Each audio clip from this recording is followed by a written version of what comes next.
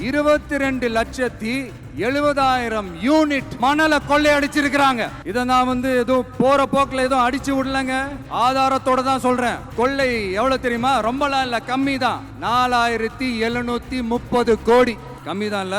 இதுக்கெல்லாம் அவங்க ஆதாரம் கேட்க முடியாது. ஏன்னா இந்த ஆதாரம் ஆல்ரெடி கோர்ட்ல இருக்குது, அமலாக்கத்துறை டிபார்ட்மெண்ட்ல இருக்குது. அந்த டிபார்ட்மெண்ட்ல வேலை செஞ்ச சில நல்லவர்கள் அவங்க அடிச்ச அந்த கொள்ளையெல்லாம் தாங்க முடியாம வெளியில சொன்ன அந்த ஆதாரங்கள் இதெல்லாம் சம்பந்தப்பட்டவங்களுக்கு இன்னும் நல்லாவே தெரியும்.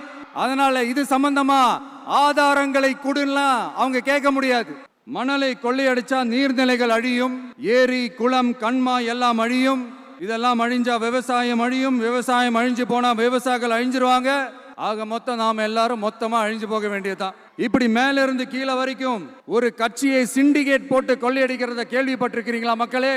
பாப்பா பவள விழா பாப்பா, நீ பாசாங்கு காட்டாத பாப்பா, நீ நல்லவர்கள் போல் நடிப்பதை பார்த்து நாடே